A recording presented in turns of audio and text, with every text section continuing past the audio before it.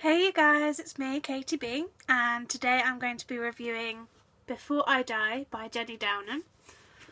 I'll read you the synopsis now and then I'll give my review. It's really going to happen. They said it would, but this is quicker than anyone thought. Everyone has to die. We all know it. With only a few months of life left, 16-year-old Tessa knows it better than most. She's made a list though. 10 things she wants to do before she dies. Number 1 is sex, starting tonight. But getting what you want isn't easy, and getting what you want doesn't always give you what you need. And sometimes the most unexpected things become important.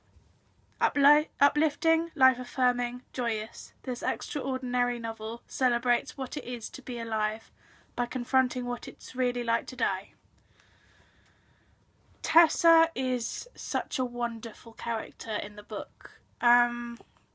This novel got adapted into a film.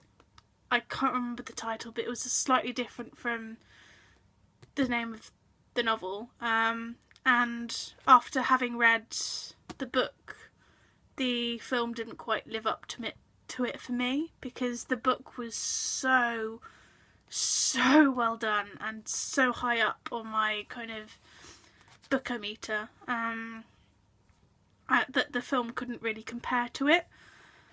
Tessa is so wonderfully three-dimensional, which is exactly what you want in a main character, and all the characters around her complement her, and they all go through so many different emotions in a response to her, and it was a beautiful book. I loved it. The ending made me cry.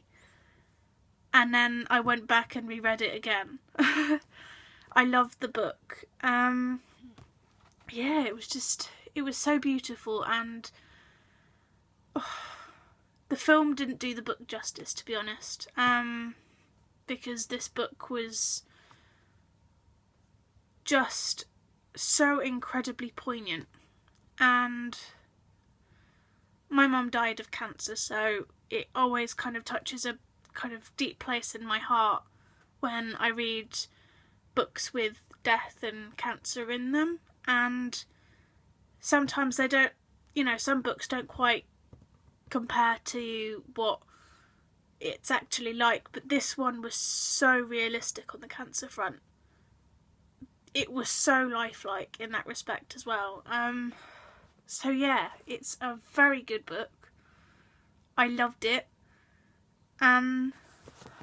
It opened absolutely strongly.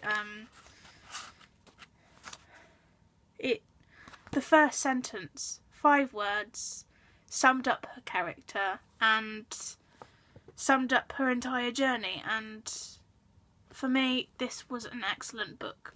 I absolutely loved it. And of course the cover is beautiful as well, so that's a plus. Because I do get attracted to beautiful covers, even though I know I shouldn't do.